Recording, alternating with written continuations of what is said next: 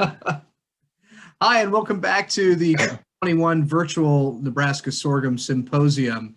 Happy to introduce Dr. Brent Bean. Dr. Brent Bean is with the United Sorghum Checkoff, and as many as you know, is a kind of a legend in the field. We're really, really glad to have Dr. Bean with us. So, Dr. Bean, I'd let you go ahead and take it.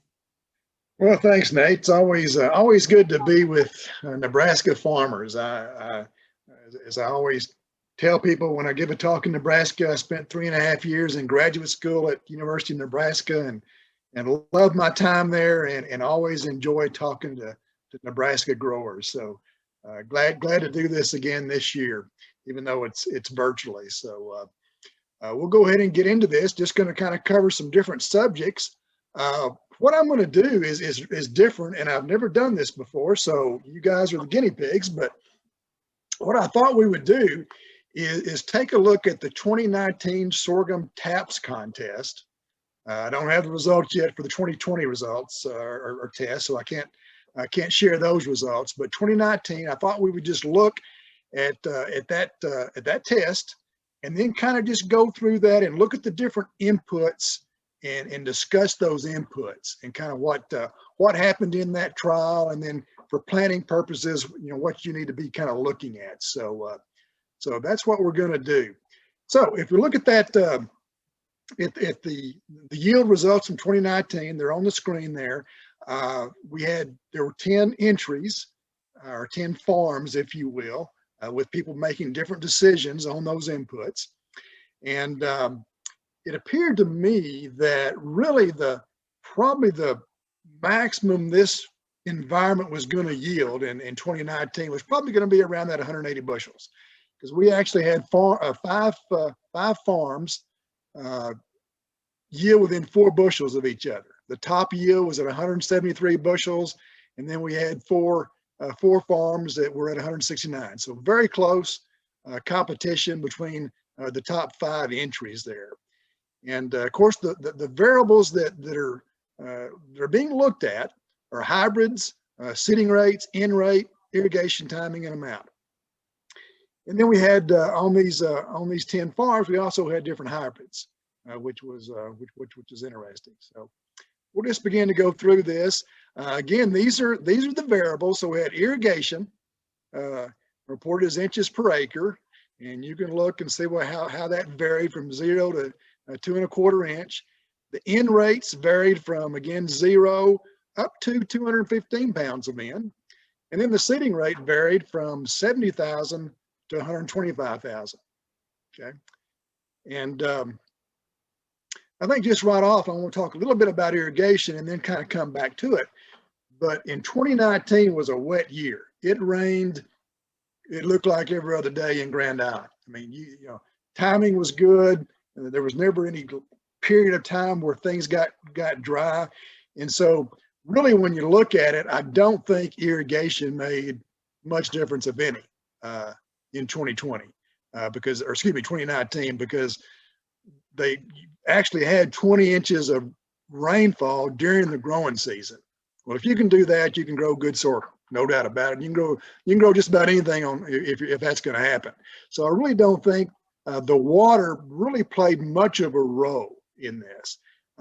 Really, what the water was being used for in this test really was to put the fertilizer out from a in-season standpoint was really what happened there. So I think we can really just almost eliminate that variable. And I'm going to talk about irrigation in a little bit more in detail, but for this test, I just don't think it made really any difference. So first variable that I really want to talk about is hybrid selection. And interestingly enough, the 10 farms or the 10 growers that made input decisions all chose a different hybrid for this contest. So that I thought that was surprising that was the way it turned out to be. We can't say a whole lot, I don't think, about hybrids in this test. Because again, every hybrid had a different input. So you can't make very definitive, I think, answers to hybrids, but I think we can make some generalities. And in the first, again, these first 5 entries or top entries where the yields were very close, close to 170 bushels there. More than likely, these 5 hybrids just did not limit the yield, at least for 180 bushel yield potential. I just can't see that they did. So I think those 5 were certainly good hybrids for this environment. Now we move down to farm 4, the M74G B87. I'm going to begin to start thinking, maybe this wasn't the best hybrid for this environment because sitting rate was plenty of nitrogen, so that wasn't limited. We already talked about the water was plenty. So what else is left? Well, I think the hybrid probably hurt them in this particular case. Farm number 6, 84G62, very popular hybrid, been around for a long time. You ever look at any of the yield contests that the National Sorghum Growers puts on every year, it's always 84G62. It's, 80% of the entries. And so we do know it has excellent yield potential. So, I'm going to say this hybrid did not limit the yield on this entry. So what was it? Well, it's probably nitrogen. We'll talk more about that in just a minute. Farm 8 is 56W28. Probably, I'm going to probably say that hurt us on yield, okay? Because, sitting rate was certainly in line with some of the others. Fertilizer was certainly in line with some of the top farms. So what else is there? Well, it's hybrid. So again, I don't think this hybrid maybe was a good choice. And then really these last 2 hybrids, farm 1 and 3, because of the limitation on nitrogen that was put on these 2 farms, we really can't make any conclusions, I don't think, about those 2 hybrids. Okay. Well, clearly hybrids make a difference when you're planning your operation. There's no doubt about it. Everybody knows that, and that's why we do these variety trials all the time. Well, this is looking at the 2020 results from Mike Baker. They're out of Trenton. Does a great job with doing these variety trials every year. And this is his irrigated trial in 2020. And so you look at those yields, and probably the top 4 entries here, probably not a significant difference there. So probably any of those 4 would have been good choices for his yield environment, which was around that 175 bushel, which was again similar to what we had in the contest in 2019. But what I really want to point out here, there's a 20 bushel difference from the lowest to the highest. So clearly hybrids can make a difference. And that's, it can be difficult to choose what hybrid. Usually just takes some experience. I think looking at these variety trials is a good way to start. And then certainly, you're going to talk to your seed dealer, and hopefully he's a seed dealer you've been working with for a while who has some experience with sorghum. It can give you a good recommendation. And then talk to good growers. Talk to Mike Baker and others. Kind of see what their experience has been with different hybrids. And I think that can go a long way in helping you decide what to grow. Now, from a dryland standpoint, we do have typically a lot more data to look at. And so again, this is with Mike Baker, there at Trenton, and he's been doing this test for a number of years. And so I've got the 2020 yield results. This is dry land, so some nice dry land yields there at Trenton, there in western Nebraska in 2020. And the way I like to choose a hybrid, and the way I evaluate these trials, is I like to look at multiple years, but I really don't particularly like to look at the average over, say, 3 years. And the reason I don't like to look at the average is because you can have 1 year where it's really high, and that's going to impact that average. Okay. Next 2 years, it may be a dog, but that 1 year, caused it to look really good. And so the way I like to do it, and it's somewhat different from I guess most people, is I like to look at how that entry, how it ranked compared to others in that test that year. So looking at the 2020 results, this is just the ranking from 1 through 36, okay, of the top hybrids, more or less. And then I tied that to looking at previous year. So hybrids have been changing a lot the last 3 or 4 years. So unfortunately, we don't have a lot of 3-4 year data to look back on, but we have a little. So I'm looking at this, and I'm looking at this Fontanelle 4550 that was number 1 out of 36 last year, or in 2020. Well, it was also in the trial in 2019. It was number 6 out of 27. Okay, well, that tells me, you know, pretty consistent hybrid here, 2 years. I'd like to have 3 years, but don't have it. I got 2 years. This channel, 6B55, number 3 in 2020, number 9 in 2018. So not at the top of the test, but it was in the top half out of 25. So again, probably a pretty good hybrid. So you can just go and look through these. So what I have in yellow are really the ones in my mind are probably pretty good, consistent hybrids. We'll look at this Sorghum Partners, for example. We actually have 4 years of data here. Well, it wasn't number 1 last year. It was number 11, but it was still in the top half of that 2020 test. And then we look at how it did in the previous years. It's always in the top half. So very consistent hybrid. And so particularly from a dryland standpoint, that's what I'm looking for. Any hybrid can do good in 1 year, but how's it going to do in different environments? Because with dryland, you know, you just never know. Not in Western Nebraska, you don't know. And so that's what I like to look for. And you can look at some of these others that I have in yellow. And to me, those are good, consistent hybrids that, at least if it were me, I would consider planting on my dryland farm. Okay, so let's look at seeding rate now on the TAPS test there. And the seeding rates varied from 70,000 to 125,000. If we look at our farms that did the best, our top 5 farms, the seeding rate ranged from 70 to 110,000. Yet they all yielded right there at around 170 bushels. Okay, so a big range, 70 to 110,000.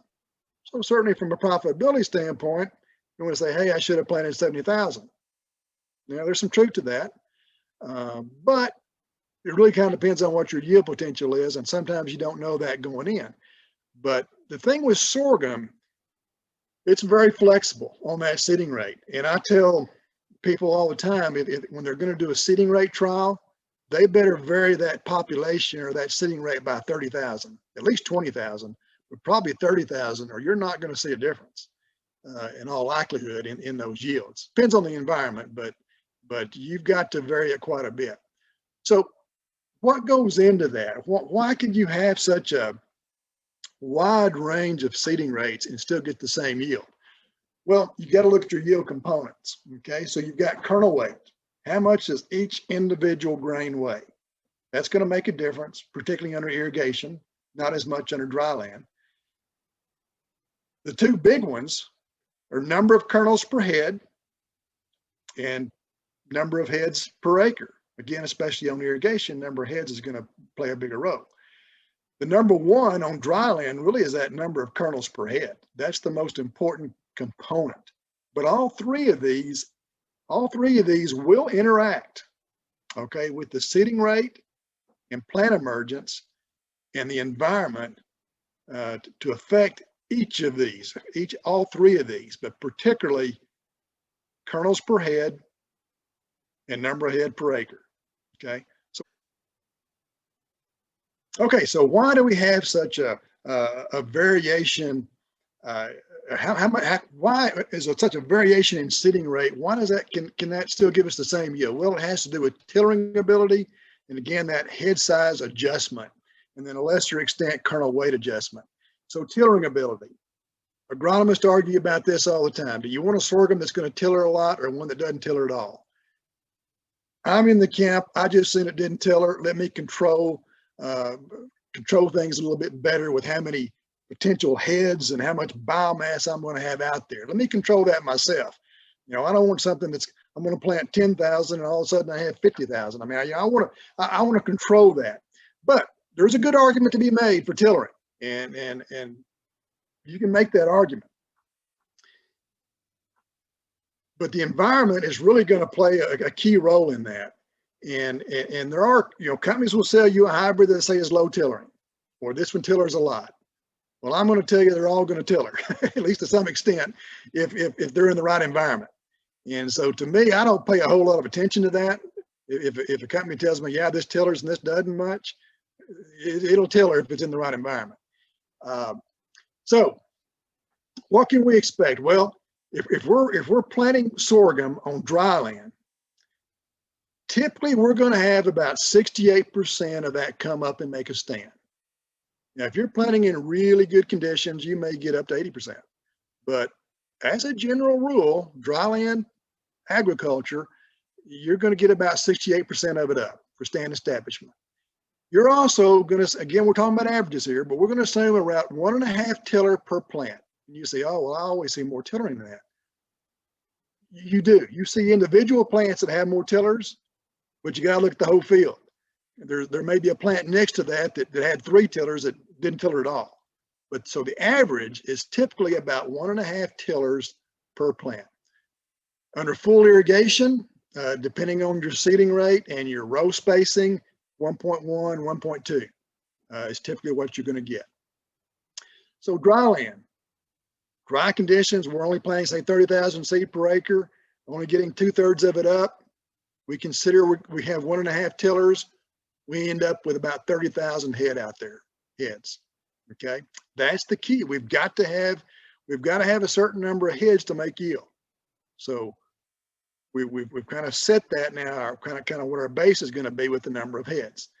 We can then adjust our yield once we have the heads determined. We can adjust that head size can be adjusted again based off that environment. So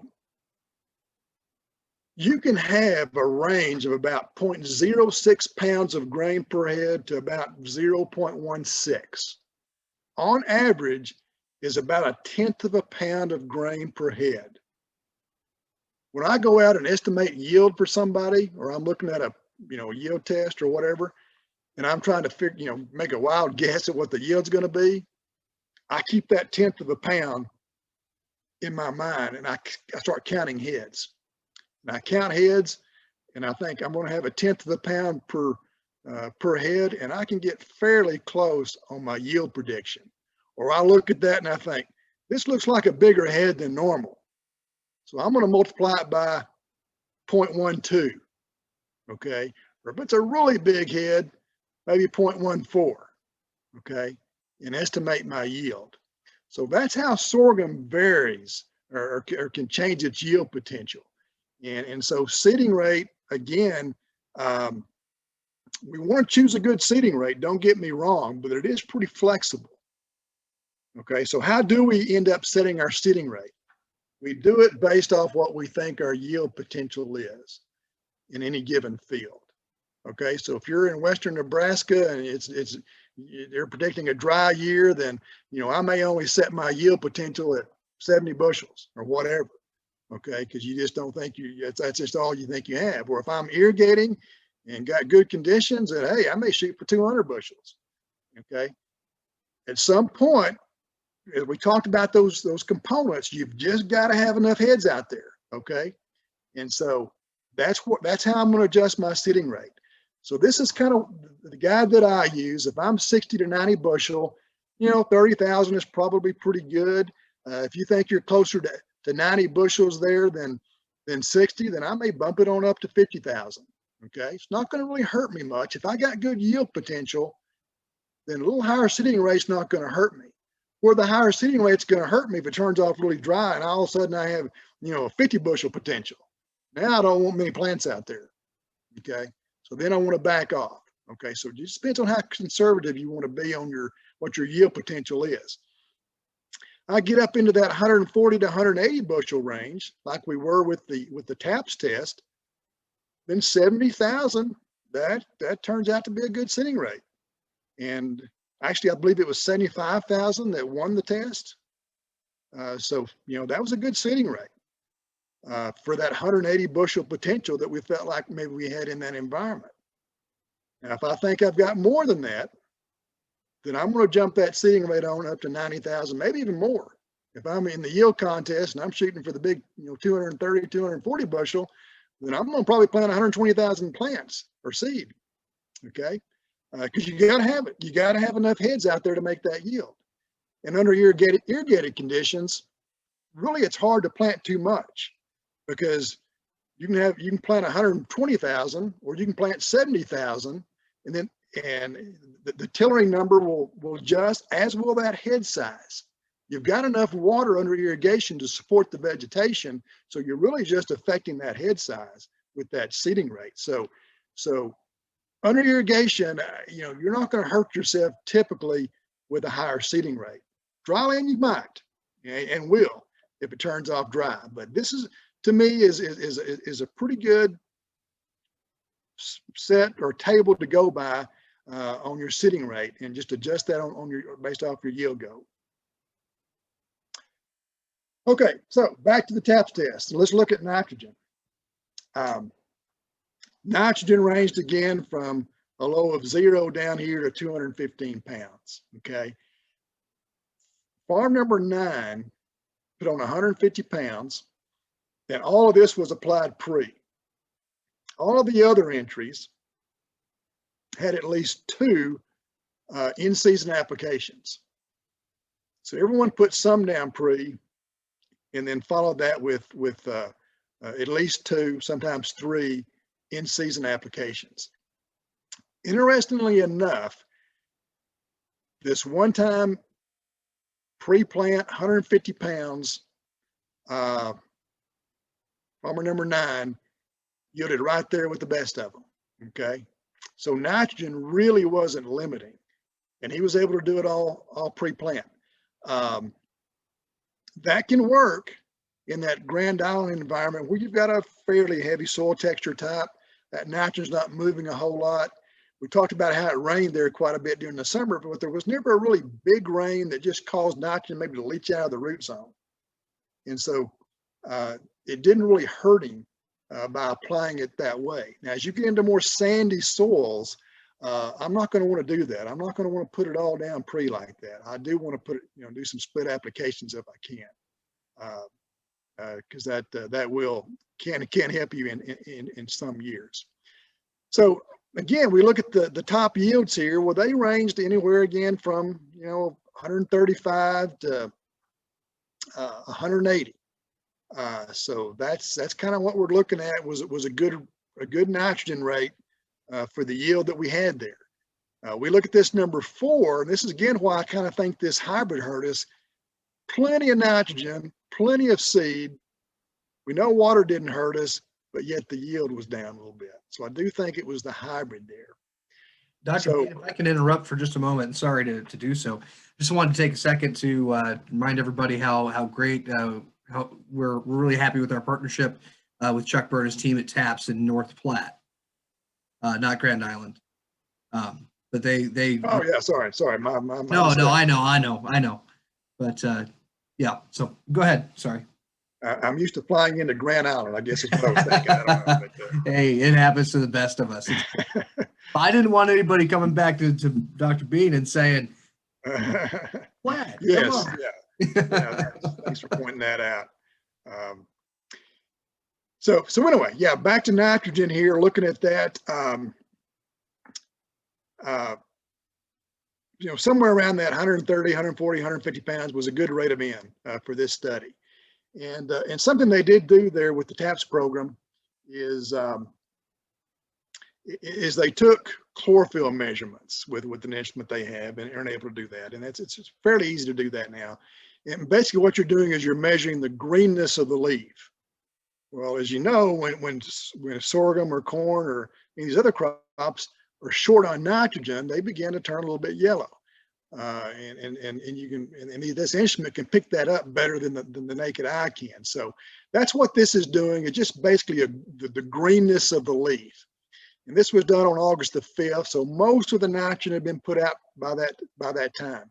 So when we look at that and see where that line begins to kind of level out, it's in that 120 to 150 range. That's, adding more nitrogen didn't make it any more green. Okay, so that's a pretty good indication that the amount of nitrogen that these growers were putting on, for the most part, around that 130 to 150 pounds of N, was good. They made a good decision. Now the grower that used the 215, he was clearly shooting for a higher yield, but didn't get it. But for that environment, that was kind of that was a good nitrogen rate. And we certainly know sorghum responds to nitrogen. As this graph shows, and you've seen that before, you do have to have adequate nitrogen. So what's our recommendation? Well, different states vary a little bit on this, but it's roughly 1.1 pound of N per bushel, or 2 pounds of N for every 100 pounds of grain, if you prefer to look at it that way. So for our TAPS contest there, for that 180 bushels that we were aiming for, we would have needed to have 200 pounds of N. Okay, well, we just said looked like 130 to 150 pounds was plenty of N. It was, but clearly that plant was getting nitrogen from somewhere else. Well, it was getting it from the soil. Okay, so this is a plug for a good soil test. You got to know what nitrogen you've got in your soil. So clearly this soil had enough residual nitrogen to carry that sorghum to get that yield that it got. Okay, so you got to know what you're starting with. So strongly encourage soil test, and I actually really encourage doing at least every other year or so, doing a deeper soil profile measure of your nitrogen. Do a 24-inch sample and see what you've got, because sorghum and corn and most of these crops are going to take up nitrogen from deeper than just that top 6 inches for sure. So see what you've got, and that will help you on your nitrogen management. Always consider a split application, particularly some starter, I think, is a good idea. You want to have at least some initially, and I'll talk a little bit more about that. And you'll be more efficient if you can kind of spoon feed that during the season, if you're set up to do that. But again, if you're on a pretty heavy soil type, you can get by a lot of times with just putting all that nitrogen on pre-plant if that's what you choose to do. But it's usually not going to be quite as efficient when you do it that way. I wanted to discuss a trial that was done in Oklahoma this last year that I thought was interesting. What they were doing in this trial was seeing how late they could put on nitrogen without hurting yield and the maturity, and some surprising results, I think, in this trial. So again, this was there at Oklahoma. This was a dryland site, but they either put no nitrogen on as a check, or all the nitrogen, which in this particular case was 110 pounds of N at planting, so that's your 0, or every week after the life of that plant till about 84 days after planting. S in this table represents the start of heading. So start of heading, SF is start of heading, to F is finishing heading. So in this particular case, where the nitrogen was put on 21 days after planting, in this case, we might have had a slight delay in maturity, but not much. But in this particular case, we had, in that plot, you had heads that were starting, or plants that were starting to head, and then those that had finished. What this is showing, when the nitrogen was delayed, this is putting 0 on now at planting and putting it all on during the season.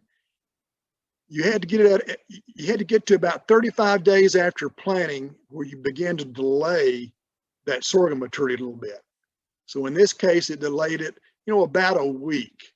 Okay, you didn't have any nitrogen at all initially.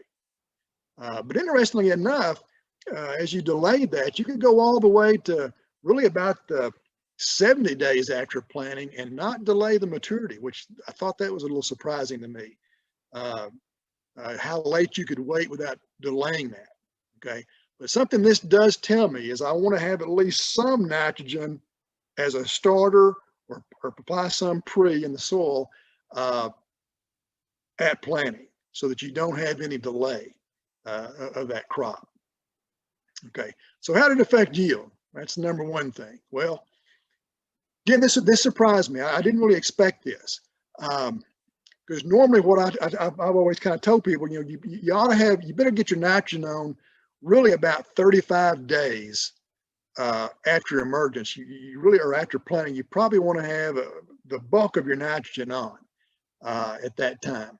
But in this particular case, they actually could wait as late as really probably about 60 days here without really affecting that yield. Okay. We can look over here, there's 0. That's again putting it all out pre-plant. So this was really interesting to me. So where does this kind of come in from a management standpoint on dry land? Well, what this is telling me, and I would like to get another year of data on this, but what this is telling me is that, yeah, put some of my nitrogen on pre-plant, or at least put a starter out on dry land. And then let's wait and see what happens. Do we end up with a bunch of rain? Or do we don't get any rain at all, and our yield potential is going down? Okay. Well, there's no use in putting a lot of nitrogen on if our yield potential is low. Or on the other hand, if we're really starting to get some good timely rains and the forecast has changed and they're predicting some more rain, then we have some time, I guess is the point, where we can put that nitrogen out and still get a good yield response. Okay. So, certainly 40, 45 days, even 50 days after planting, you can still probably put on your nitrogen and expect to get a good response from that nitrogen. Okay, so that's the kind of the point of showing you this data. Okay, let's talk a little bit about irrigation. Again, we decided that in the 2019 trial, it just didn't make any difference on what we did there, and because we had plenty of rain. Couple things I wanted to show. This was a study done in Tribune, Kansas, that I thought was interesting. So this year, with sorghum prices being up, some of you guys may be considering growing sorghum on some acres you haven't grown sorghum on before. You probably had corn on it. Well, what this is showing on limited irrigation, this is a 5-year study, only putting on 10 inches of irrigation. What this red bar is showing here, this is the corn yield following sorghum versus continuous sorghum. Okay, so this year, with hopefully the good prices we're going to have on sorghum, you might decide to plant more sorghum acres this year.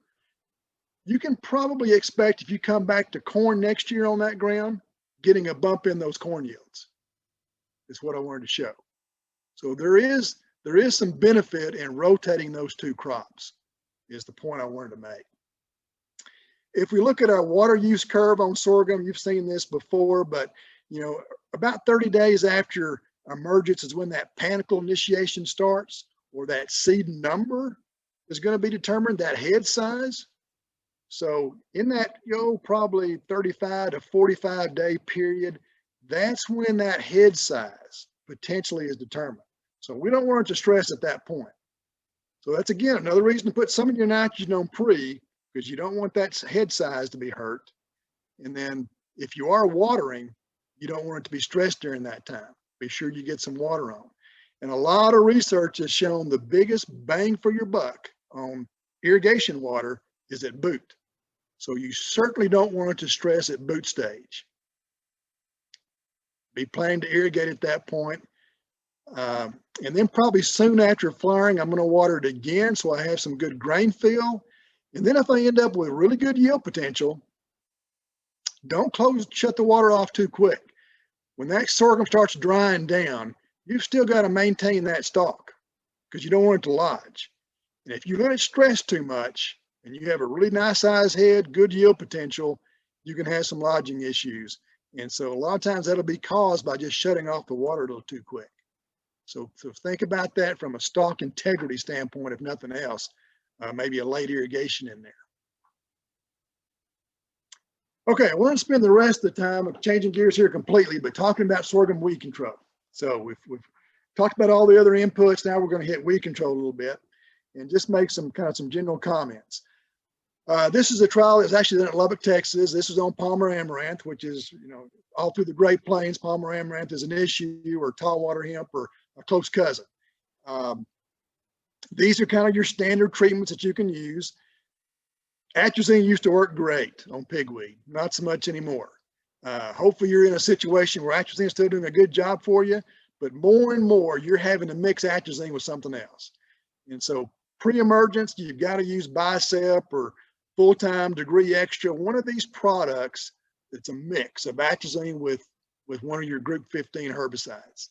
It's typically what you've got to do to get good control now. Again, there's some exceptions to that, but that's typically what you see. And pre-emergence herbicides are just critical for sorghum because we just don't have the post options that we do in other crops. So we've got to get a good pre-emergence herbicide down. Your Duel, your Warrant, your Verdict didn't do particularly well in this trial. A lot of times, especially on a sandier soil, I'm going to see a lot better weed control than that. But in this particular trial, we didn't. And that probably had to do, probably had to do with rainfall and some other things, but they just didn't perform very well in this particular trial. Callisto or Mesotrione, this is Callisto with atrazine, did a nice job. And kind of the Cadillac treatment is Callisto, atrazine plus Duel, or Lexar Lumax, that premix that you probably used in corn. Does a nice job in sorghum. You do need to put that out generally 7 days prior to planting, or you can sometimes get some injury with that. You also can't use that product on sandy soil. But it's kind of the Cadillac treatment. It's gotten a lot cheaper now since it's generic. The Mesotrione part of that is a nice treatment if you have the soil types that can do that. This is another trial. This is looking at non-atrazine containing treatments. This is outside of Amarillo. This is looking at your Warrant, Duel, and your Verdict Outlook. A lot better control in this particular test, maybe kind of more what you would expect to see.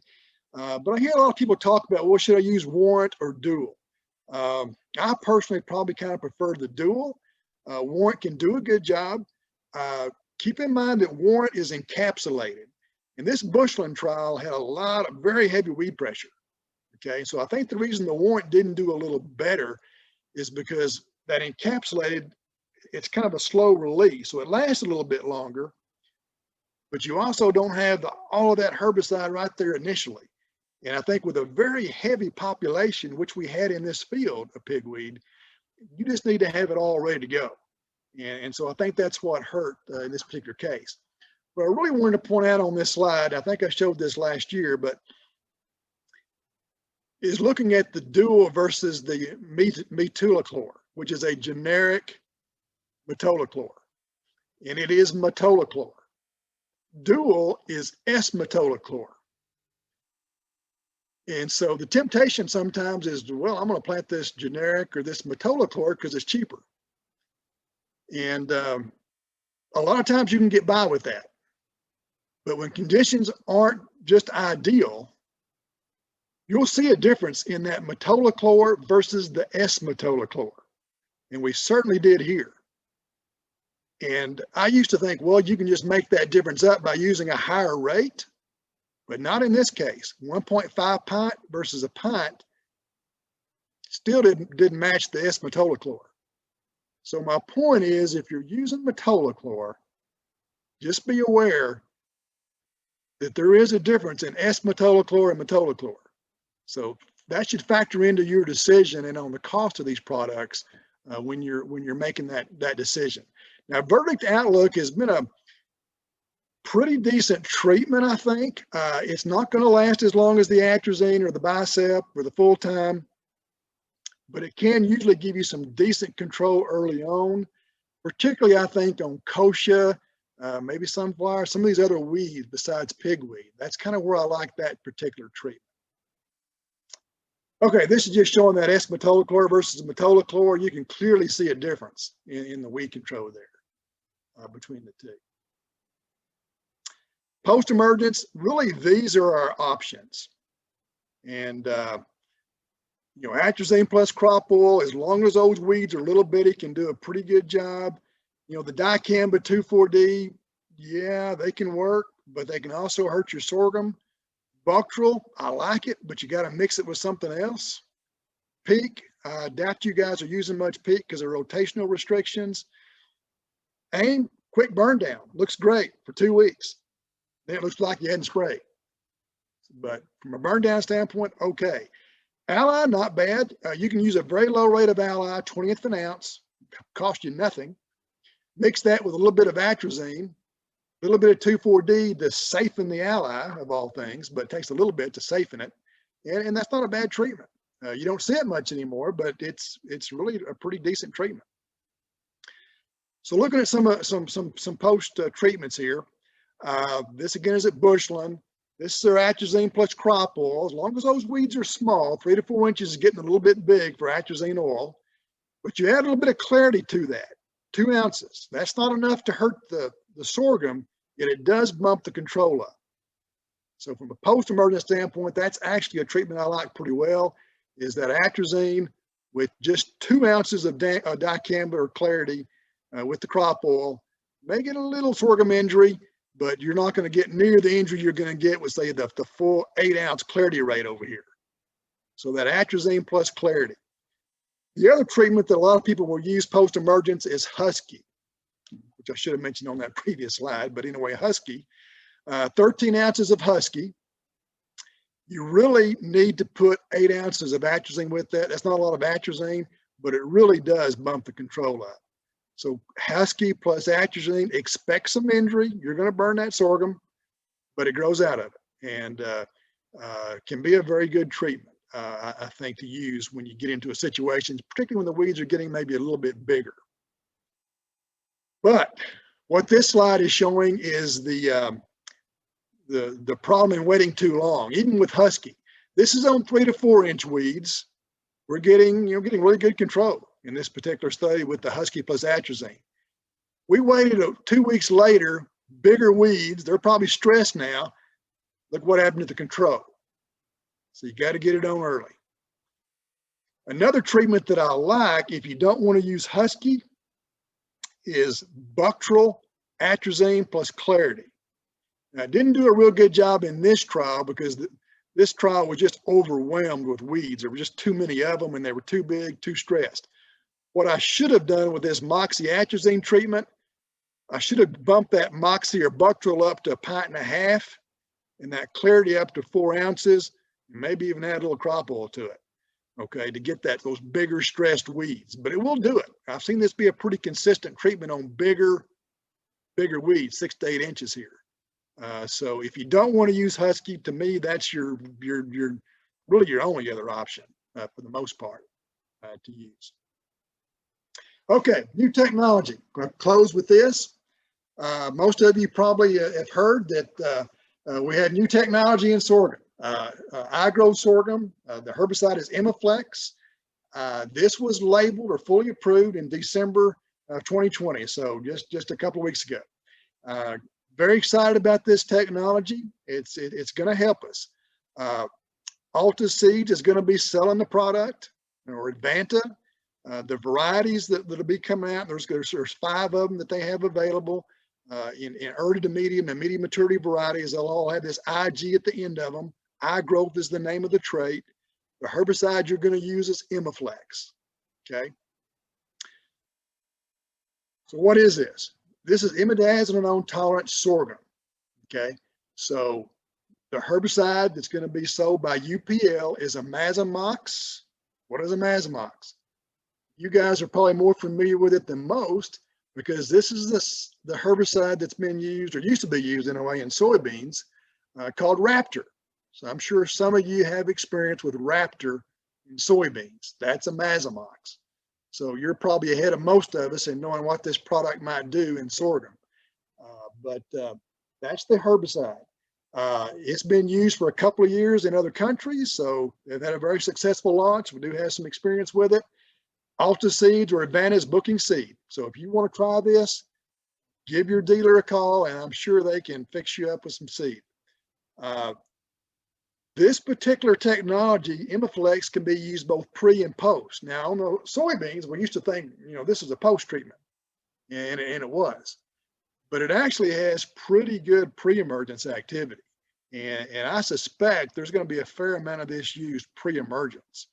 And It does have some decent broadleaf activity, pretty good broadleaf activity, and then it has some good grass control. We've been looking for a long time, particularly post-emergence grass control. It's something we've been needing in sorghum for a long time, and this is going to help us, get there. So what I wanted to briefly talk about is some trials that we did this last year that Sorghum Checkoff sponsored. We had 6 locations. Hope to have more locations next year in 2021, including in Nebraska, that will do some of this work. What we did in these trials, we took fallow fields. We didn't use any sorghum. What we wanted to do was compare the herbicides that are coming, the Emiflex, and then the herbicides that are coming in some of these other technologies. We wanted to compare those for grass control. So this is a study at Hays, Kansas. This is looking at green foxtail. Here we've got our Emiflex at 6 and 9 ounces. More than likely 9 ounces is what's going to be labeled or what's going to be suggested. The rate is 6 to 9 ounces, but the 9 ounces I think is what they're going to recommend from a pre-emergent standpoint. If we compare how that did to Duel, Warrant, or Outlook, our typical grass herbicides that we're going to use, it actually performed very well there at Hays. Now I can tell you at Garden City, Kansas, where we did it, they were pretty even. The Duel, Warrant, Outlook worked better, but the Emiflex was just as good. Well, the way UPL is going to want you to put this chemical out is to apply Emiflex with esmetolachlor, their version of Duel, which is Moxagon 2 Plus, I believe is the name. They're going to want you to put those out together, and I would do that. You want to put those out together, pre-emergence, and it should really help you, I think, on your grass control. Here's a shot of that of a plot there at Hays, and you can see the good grass control that we were getting with the Emiflex. This is post-emergence, and so here we're comparing it to some other technologies that are coming. The Emiflex is being compared to Quazifop or Sure that you're familiar with in soybeans also, Quazifop, excellent grass herbicide, or Zest, which a lot of you guys will be familiar with, the old Accent that was used in corn, nicosulfuron. This is the Corteva product.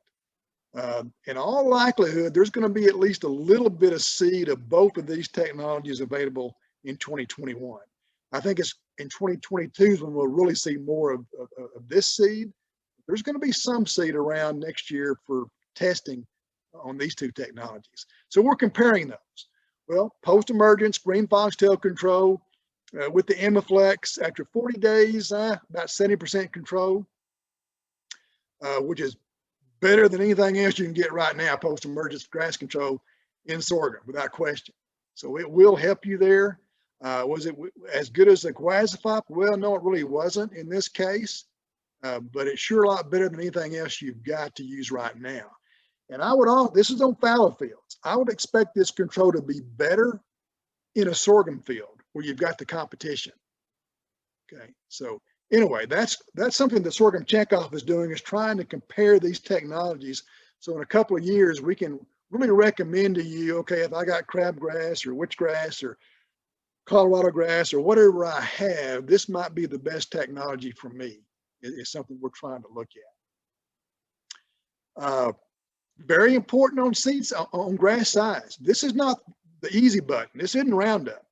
When Roundup came out in 96 and the Roundup Ready crops, you could let grass, you could let weeds just grow and get it however big you want them to get and spray them with Roundup and it'd kill it. Not the case here, okay? We're probably never going to have another Roundup.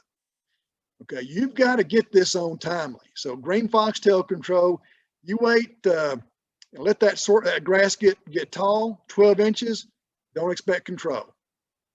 Okay, you've still got to be timely. So get it on small grass. This is a study out of Oklahoma, just real quickly. This is on crabgrass. Just wanted to show you another grass how these work. In this particular case, Emiflex was very similar to your Duel, Warrant, or Outlook for crabgrass control. So again, we're going to want to mix those 2, but just showing you that this does have kind of broad spectrum control of a number of grasses. Again, timing is going to be important here. You let it get too big and control is going to go down. This is post-emergence. Didn't get as good a crabgrass control on bigger as what we have with the green foxtail, but again, we had some bigger grass in this plot, and I think that was the reason for that. Broadleaf weeds, just very quickly. This is a plot just outside of Amarillo using Coyote, which is a mesotrione metolachlor mix, and then followed by Emiflex post. Did a nice job. So really don't want to spend much time on this this particular data, but this is Emiflex pre-plant followed post by atrazine. So really the green bar is what we're looking at.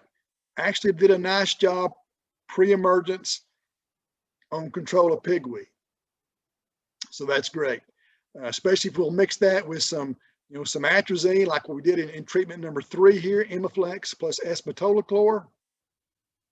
Very good control. Then they came back post-emergence with atrazine. Or you can put it on post-emergence. So in this particular case, they used the metolachlor mesotrione mix, which is Coyote, that UPL sells, and then came back with Emiflex post-emergence and very good control. So very excited about this technology. I will tell you, we're going to learn a lot about this coming year. Data is a little lacking, in my opinion, on this, on how this does in sorghum. So we're going to learn a lot. So if you try some of this technology, my suggestion is kind of ease into it, try it on some acres, and kind of play around with it. And again, we're going to know a lot more about how this works next year. Kind of in closing here, rotational restrictions with Emiflex really shouldn't be any issues going back to any crop. Sorghum, it's 18 months, but you don't want to plant sorghum back to back anyway. And this really has to do with stewardship reasons and doesn't have really anything to do with the carryover. So really you ought to be able to go back to corn, soybeans, even wheat, and not have any problem with the Emiflex. So that's a good thing.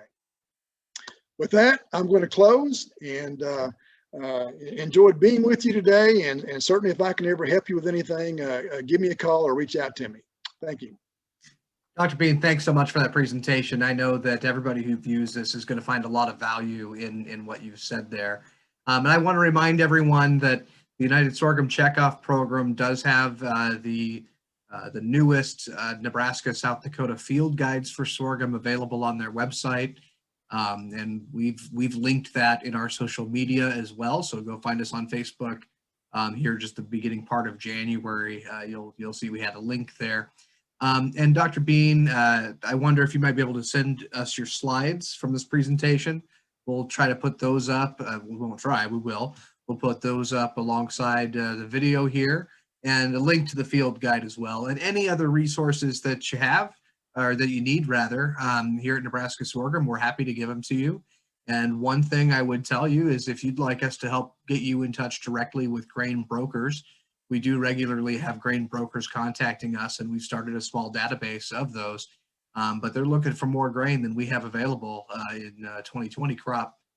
So there's a lot of opportunity in 2021 if you get ahead of it. So, all right, Dr. Bean, thank you so much. Thank you.